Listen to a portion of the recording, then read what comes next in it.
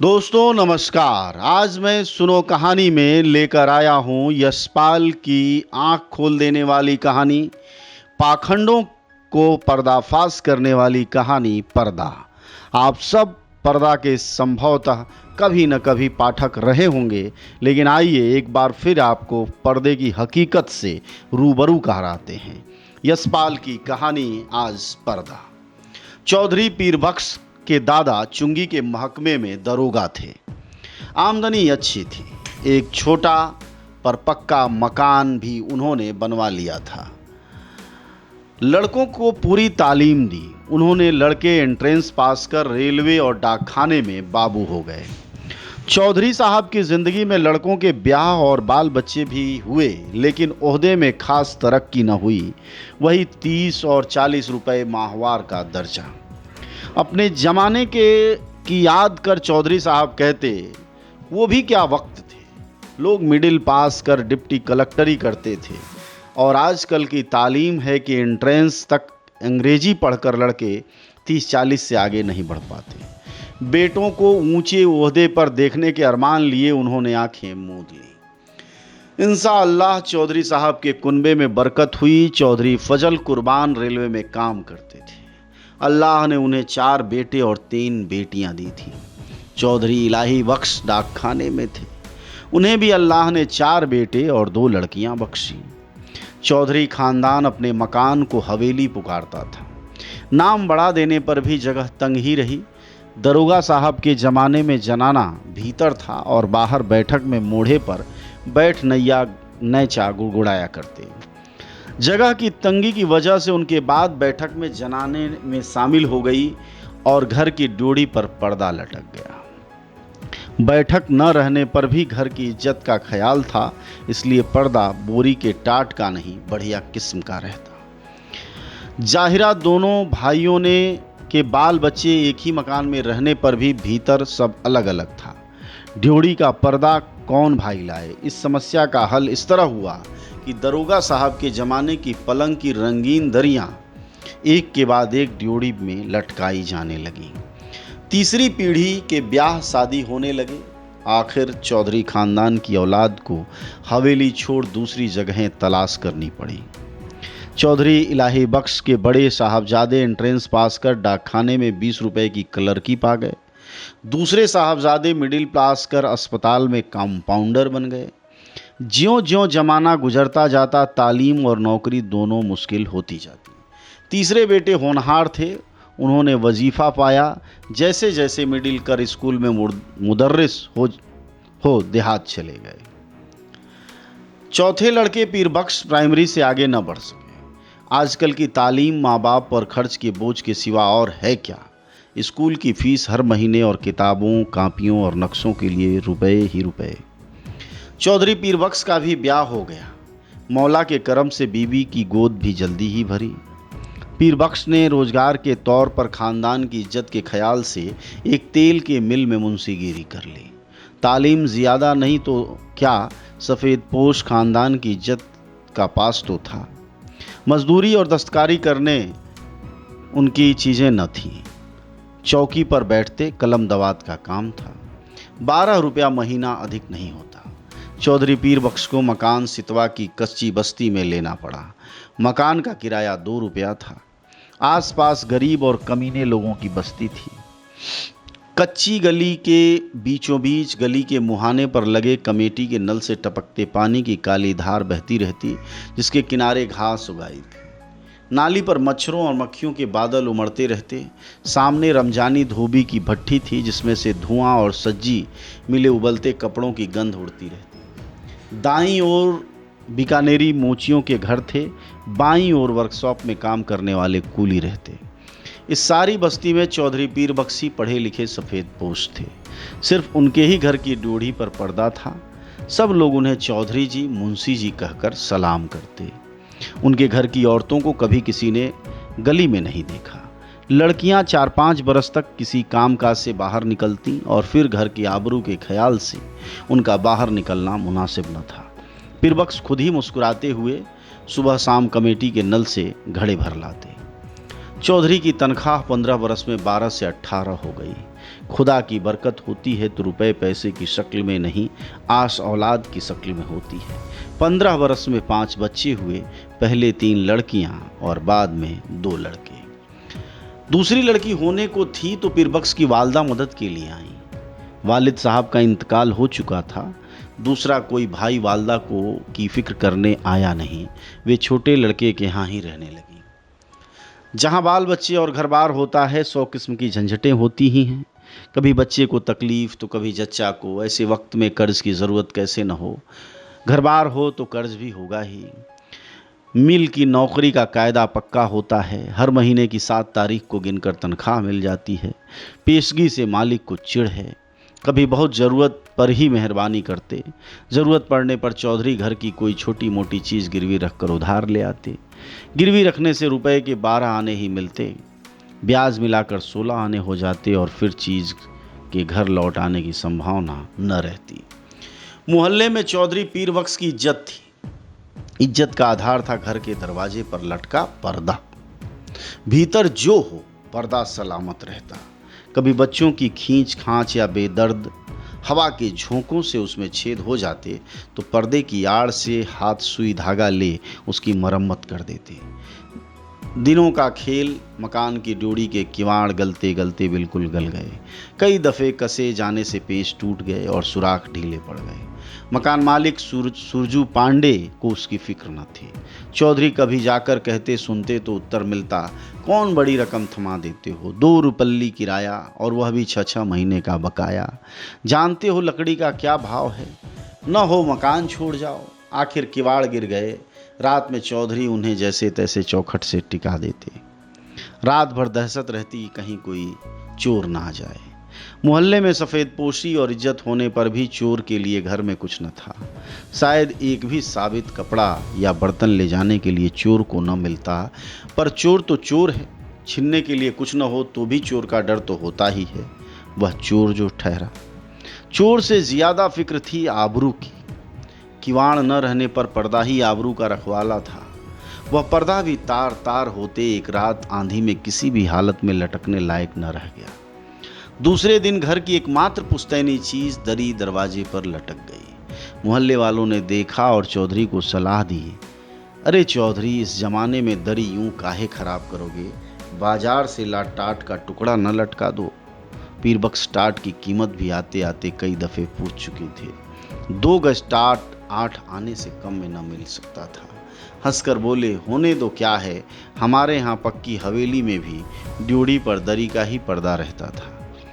कपड़े की महंगाई के इस जमाने में घर की 5 औरतों के शरीर के कपड़े जीर्ण होकर यूं गिर रहे थे जैसे पड़े पेड़ अपनी छाल बदलते हैं। पर चौधरी साहब की आमदनी से दिन में एक दफ़े किसी तरह पेट भर सकने के लिए आटा के अलावा कपड़े की गुंजाइश कहाँ। खुद उन्हें नौकरी पर जाना होता। पैजामे में जब पैबंद संभालने की ताब न रही तो मार्किन का एक कुर्ता पैजामा जरूरी हो गया, पर लाचार थे। गिरवी रखने के लिए जब घर में कुछ भी न था तो गरीब का एकमात्र सहायक है पंजाबी खान। रहने की जगह भर देकर वह रुपया उधार दे सकता है। 10 महीने पहले गोद के लड़के बरकत के जन्म के समय पीरबख्श को रुपए की ज़रूरत आ पड़ी। कहीं और कोई प्रबंध न हो सकने के कारण उन्होंने पंजाबी खान बबर खान अली खां से 4 रुपए उधार लिए थे। बबर अली खां का रोजगार सितवा के उस कच्चे मोहल्ले में अच्छा खासा चलता था। बीकानेरी मोची, वर्कशॉप के मजदूर और कभी कभी रमजानी धोबी सभी बबर मियाँ से कर्ज लेते रहते। कई दफ़े चौधरी पीरबख्श ने बबर अली को कर्ज और सूद की किस्त न मिलने पर अपने हाथ के डंडे से ऋणी का दरवाज़ा पीटते देखा था। उन्हें साहूकार और ऋणी के बीच बचौवल भी करना पड़ा था। खान को शैतान समझते थे, लेकिन लाचार हो जाने पर उसी की शरण लेनी पड़ी। 4 आना रुपया, महीने भर 4 रुपया कर्ज लिया। 4 आना रुपया महीने पर 4 रुपया कर्ज लिया। शरीफ खानदानी मुसलमान भाई का ख्याल कर बबर अली ने 1 रुपया माहवार की किस्त मान ली। 8 महीने में कर्ज अदा होना तय हुआ।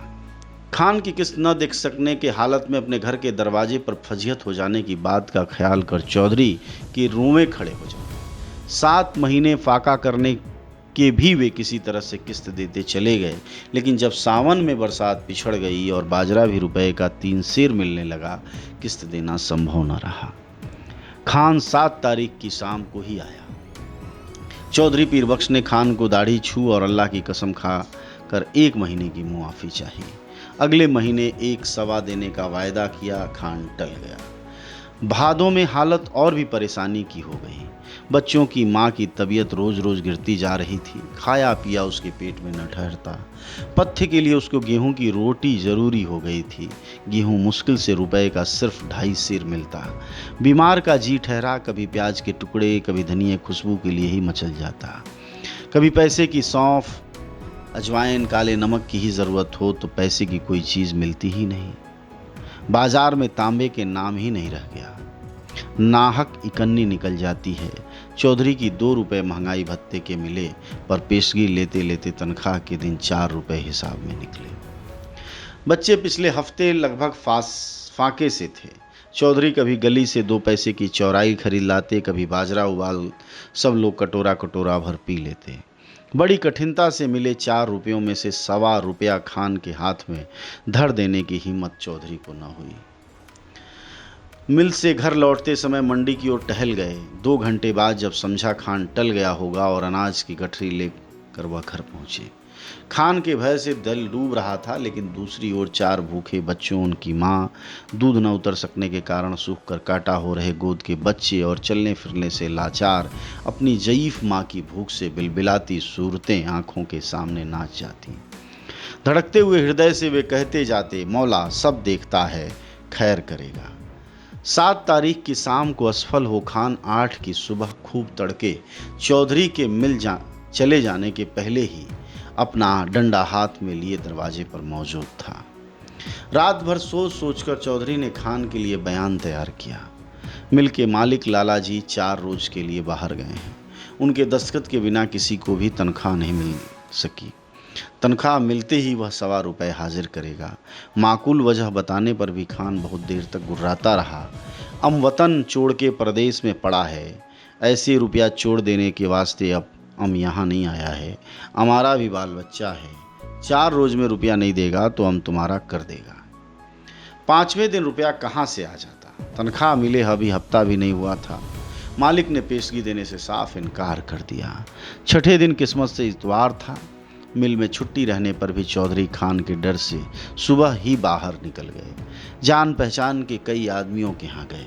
इधर उधर की बातचीत कर वे कहते, अरे भाई हो तो 20 आने के पैसे दे दो, 1 रोज के लिए देना, ऐसे ही ज़रूरत आ पड़ी। उत्तर मिला, मियाँ पैसे कहाँ इस ज़माने में, पैसे का मोल कौड़ी नहीं रह गया। हाथ में आने से पहले उधार में उठ गया तमाम।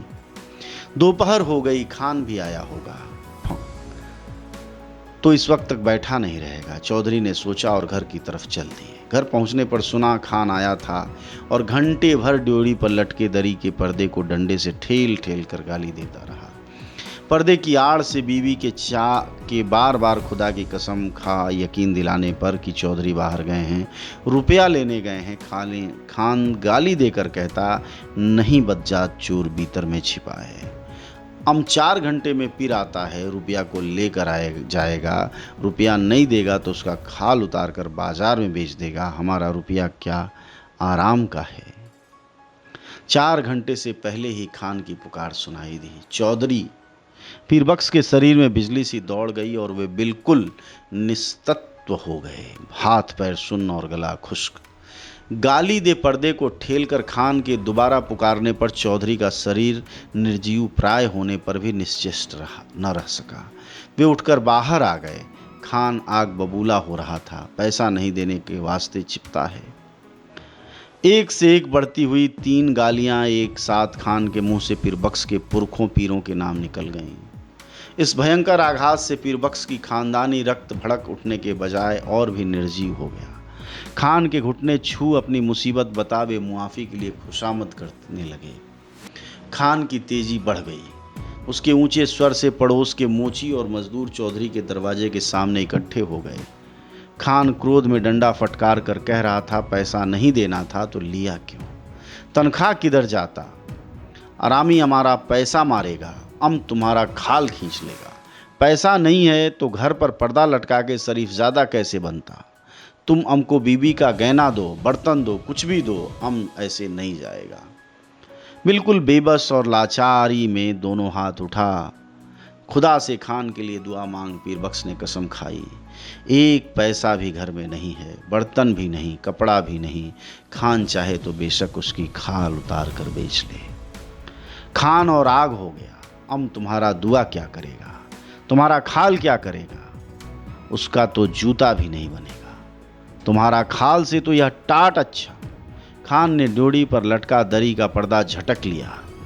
ड्योढ़ी से पर्दा हटने के साथ ही जैसे चौधरी के जीवन की डोर टूट गई। वह डगमगाकर जमीन पर गिर पड़े। इस दृश्य को देख सकने की ताब चौधरी में न थी, परंतु द्वार पर खड़ी भीड़ ने देखा। घर की लड़कियों और औरतें पर्दे के दूसरे ओर घटती घटना के आतंक से आंगन के बीचों बीच इकट्ठी हो खड़ी कांप रही थी। सहसा पर्दा हट जाने से औरतें ऐसे सिकुड़ गईं जैसे उनके शरीर का वस्त्र खींच लिया गया हो। वह पर्दा ही तो घर की औरतों के शरीर का वस्त्र था। उनके शरीर पर बचे चिथड़े उनके 1/3 अंग ढकने में भी असमर्थ थे। जाहिल भीड़ ने घृणा और शर्म से आंखें फेर ली। उस नग्नता की झलक से खान की कठोरता भी पिघल गई। ग्लानी से थूक पर्दे के आंगन में वापस फेंक क्रुद्ध निराशा में उसने लाहौल बिला कह और असफल लौट गया। भय से चीख कर ओट में हो जाने के लिए भागती हुई औरतों पर दया कर भीड़ छट गई। चौधरी बेसूध पड़े थे। जब उन्हें होश आया, ड्योढ़ी का पर्दा आंगन के सामने पड़ा था, परंतु उसे उठाकर फिर से लटका देने का सामर्थ्य उनमें शेष न था। शायद अब उसकी आवश्यकता भी न रही थी। पर्दा जिस भावना का अवलंब था वह मर चुकी थी। कहानी खत्म हुई दोस्तों, लेकिन यह अद्भुत कहानी है एक ऐसे समाज की जहां आज़ादी के बाद की यह कहानी है, जब परिश्रम करने वाले लोग और नौकरी ढूंढने की कैसी मुश्किलें आ गई थी। ऐसा नहीं था कि आज ही मुश्किल है, कल भी इतनी ही मुश्किल थी आम आदमी के लिए। और वह किस कदर मुश्किलों में भी दिखावा, वह भी आज भी है और वो कल भी था। ऐसा लगता है कि भारत छटाक भर भी नहीं बदला है। जहाँ था वैसे ही रस्मों रिवाज और अपनी कठिनाइयों के बीच अपनी इज्जत छुपाने के तौर तरीकों के बीच चलता चला आ रहा है। भारत में आज भी रोटी चाहे जितनी मुश्किल हो, लेकिन इज्जत को बचाने की एक पुरानी रवायत है। पता नहीं वो सही है गलत है, जो भी है लेकिन है। आपको ये कहानी कैसी लगी हमें ज़रूर बताइएगा। इस कहानी को सुनकर आप क्या सोचते हैं चौधरी साहब के बारे में, उनके घर की गरीबी के बारे में, इस पर ज़रूर राय दीजिएगा, क्योंकि इन्हीं से एक समाज बनता है। इन टिप्पणियों के ज़रिए हम लोग भी और ज़्यादा चीज़ों को समझ पाते हैं। शुक्रिया आप सबका, धन्यवाद।